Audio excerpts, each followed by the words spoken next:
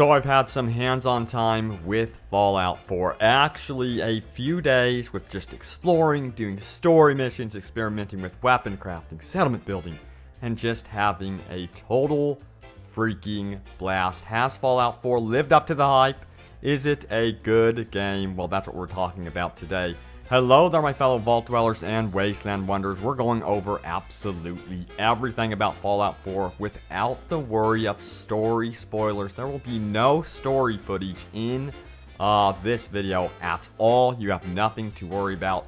What you definitely do want to check out is the video guide in the description below, because this is going to be a huge video. So by all means, check it out in the description, because we're going over settlement building, crafting, and general gameplay tips, but most importantly, my thoughts about the gameplay, graphics.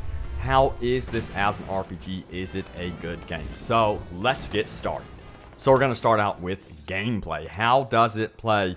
We know that we have our special system with a complete perk tree and ranks. It's extremely deep. The way the perk tree is laid out makes it extremely difficult, though, to specialize this time around, because it's like every special stat, from intelligence to luck, has something that you want, but you have to skip out on some things. You have to make sacrifices along your journey. The mechanics here are incredible, and you can really notice your character changing as you progress through the game, as you level up. It's amazing, especially when you get things like Aqua Boy, which doesn't sound like much, but I got it and I was able to access an entire mission just by choosing that perk. So it changed the game radically. But in terms of the FPS mechanics, does it really live up to what we've heard? We know that ID Software, or id Software, the guys that made Doom, are helping with this game, or did help with this game now that it's out. And the answer is absolutely. The FPS mechanics are solid as a rock. While the game doesn't control like a Call of Duty and has some heaviness to the combat, it is such a great improvement over Fallout 3. You have no idea. I feel like I'm playing a proper first-person shooter or third-person shooter. In fact, the third-person view does actually work this time. It has been my biggest complaint about Bethesda games from Skyrim, from Fallout 3, and guys, they finally nailed it. But here's the thing about the third person still. When you go into indoor spaces, it gets tight. So it's like you still want to switch to that first person perspective. But when you're free roaming it, you don't have to worry about switching at all. You can just really enjoy the joys of just exploring and frolicking the lands without going back into first person if you want to. And man, does my guy look cool. And you know, the guns feel very appropriate, but they also change as you upgrade them. You'll notice massive changes. Like I had a short-barreled shotgun, and I extended its barrel out, which improved its range greatly, and it was just so immediately noticeable. It acted almost like a rifle, and I was like, oh boy, nicely done. But what about damn graphics? Oh boy, I remember when Fallout 4 was first revealed, there was so much bitching and moaning about the graphics. There still is, I think. Oh, it doesn't look good at all. This looks terrible. Considering how much content this game is streaming, the game is downright gorgeous. The level of detail for set-piece moments, you know, your story missions, is also another highlight, showing Bethesda really wants to draw you into their story, which, by the way, has some very likable characters so far. Again, I'm not going to show any footage, and I'm not going to talk about specifics there. The only complaint that I have about the graphics is this: the frame rate. Oh, what a shame. If it only didn't drop below 30 frames per second. We're talking about the PS4 version right now. I was not running it on the PC. I imagine you guys that have the big rig PCs can crank that frame rate up to 60 frames. No problem. But on the PS4, there are frame rate dips, especially when it comes to crowded forest. It has a tendency to drop in that type of environment. I'd much rather have less detailed forests and higher frames, definitely. So that's my only complaint with the graphics. And a lot of you are wondering about the map size. Well, I can confirm that it's huge, and thanks to some tough enemies, it will take a lot to explore. There's so many levels to it. There's the underground, there's buildings you can go into, and the load times are pretty brief in this game. There is still load times for fast travel. There's load time before going into bigger buildings. You will see a black screen. and you will see this awesome character on screen, and there's a description of whatever it is that's on the screen, a weapon or whatever. Something that I actually love. Would I prefer there to be no load times? Of course, but they have done an excellent job here. Every area of the game world feels so unique, and the painstaking detail shows that this game was a labor of love for Bethesda. Besides, it only took them 4 years of their lives to make this game, which is just incredible. There were some initial complaints also about the dialogue system in the game. You may have heard them floating around. So unlike Fallout 3, where you can go back and use up all the dialogue options, the dialogue has a habit of pushing forward and cutting you from certain options in Fallout 4. Bethesda definitely went for a more Mass Effect approach with the dialogue this time. I personally, and this is a personal opinion, so please know that, really enjoy having a voiced character, as it adds a movie-like quality to the game and gives weight to my character in the world. I feel like I'm a part of it. It would be nice to have those additional options back. However, I'm not too sure why they were moved. But I think it was, they said, let's convey emotion, not too many options. So I think that's what they went for. But yeah, let me know what you guys make of the dialogue system. So was it worth the wait? Hell yes. There's just a crazy amount of content in the game, ranging from settlements, crafting weapons, hidden locations within the game world, legendary enemies to face off against, radiation storms, I haven't even gotten to that, the glowing sea. It's so overwhelming. It is amazing. So many secrets to be had within the Boston Wasteland. You know, the sense of exploration is crazy good, hence the name Open World Game. They nailed it. They really did nail it with this one. But Robbie, that can't be all you have to say to us. There has to be more. So that is my opinion about the game. But what I'm going to do now is show off the character creation tools. There is an entire settlement guide coming up in just a moment. You can use the video guide to skip ahead, of course. And then also weapon crafting, power armor, and so much more. So let's do this. So here we are taking a detailed look at Fallout 4's character creation system. Now, unlike Skyrim, you could see your character when talking to NPCs. And guess what? Third-person perspective actually works. So this just means creating your character has that much more of an impact on your gameplay experience. So let's start out with the male options. Of course, we're going to be taking a look at both female and male options, so do not worry. So as you can see, there are a ton of options when creating your character, including presets you can further customize. And by the way, some of the exchanges between husband and wife are actually quite funny. I found myself laughing during the actual character creation, and I knew that was a great start for Fallout 4. And there are a ton of hair options, skin colors, and you can adjust your face to be a deformed, hideous survivor if you want to. I even gave myself some, survival facial hair, which I thought, hey, who has time to really shave in the wasteland? I added some scars to my dude to make him look a bit battle-worn, and you could add burns, freckles, and all sorts of cool stuff to your character. No tattoos. I was looking forward to adding some sort of cool tattoo or something like that, but no tattoos, unfortunately. But moving on, we do have female characters, of course. And again, both our female and male leads are voiced, which in my opinion, is insanely impressive. It's a huge undertaking, to say the least. So I got to editing my wife, and I made her look a little bit on the wild side. Like she's just had kids, sure, but she's second-guessing her future. Maybe she wants to go back to college. She's not too sure about her life at this point. Did she choose the right dude to live with? And yep, you can adjust your body type, sure. I could have given myself muscles, but I thought to myself, really?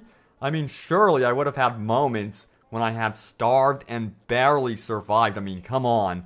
So I went a bit tame with that one, just to be honest. And besides, mole rat meat can only build so much lean muscle. And here he is, my dude, ready to venture out in the wasteland. As you can see, it is crazy with how in-depth you can go with your character. And it's such a joy to hear him speak and to see him in cinematics, and then also from a working third-person perspective. I am in love with this game. It adds so much movie-like quality to the conversation, at least in, my opinion. So there you guys have it, a look at character creations. So this is definitely going to be one of those things that you absolutely lose yourself in, and you're going to love it. Trust me, it is freaking addicting. And by the way, if you want your settlement showcase right here on Open World Games, submit your settlement or weapon or awesome looking dude, whatever, to fallout4creations@gmail.com. Cannot wait to see what you guys have created. So before we begin, I need to make sure you guys are invested in the science perk and local leader perk, as it will make settlement building a lot more fun and reasonable. This means you'll need to invest into charisma and intelligence, so remember that. So we're going to start out with the new details. How does one recruit settlers to your settlement? So with the powerful recruitment radio tower, of course, this sends out a signal to anyone that is listening. But you will need a couple of things before you do this. You will need a power generator, power pylon, and plenty of materials like copper for stringing wires. However, before doing this, I highly recommend prepping beds and making sure you are stocked up on crafting materials. Make sure you will be able to build wells for water and crops, as all of these things cost resources. And you know, it's a good idea to stockpile resources in your storage as well. And yeah, make sure you have the ability to defend their poor souls with turrets and things like that in case things go wrong, because they will. I highly recommend considering building a wall, by the way. Oh, what has our country come to these days? So I just told you that you'll need power for recruitment radio stations, but how do I connect them to power generators? It might be a little bit confusing at first. So make a power pylon and a generator, stick them close together, and press make wire option and connect the two. You will find the make wire option on the power generator, and from there it will be available from your power pylon. From there you can connect several things to the power pylon, including the radio tower. Remember, power will require copper, so stock up on such things. Also, what's great about settlement building is you can gain a ton of crafting materials by breaking down such things as trees, cars, signs, all of which contain wood, steel, and the like. These are essential to building, so grab any 10 cans when exploring and just grab everything you can. Make sure you load up, okay guys? And here is a good tip. Let's say you need more of a certain material to build or craft a weapon. It is overwhelming. What in the world do you do? So you use the mark tool in your menu. Let's say you are at a certain weapon and you notice, hey, I don't have adhesive to make this extra mod. Well, it will give you the option to mark any type of items that have adhesive within it in the game world. So when you are exploring, you will see a magnifying glass icon next to that item, letting you know that this item has the crafting materials you need to create the stuff you want. How freaking cool is that? That is one of my favorite systems in the game. It is so useful because I remember them talking about all of the crafting at E3, and I was like, this is just too overwhelming, but they nailed it. They even made this very user-friendly. Now it's time to place down items. You may notice it can be a pain in the butt to get in the proper position to place an item. Well, guess what? You can easily rotate the item with the trigger buttons and they will snap into place. Alright, so this is very important. To avoid further frustration, be careful moving objects around when high up on stairs. I have made this mistake before. You can easily move the very staircase you're on and fall to your death.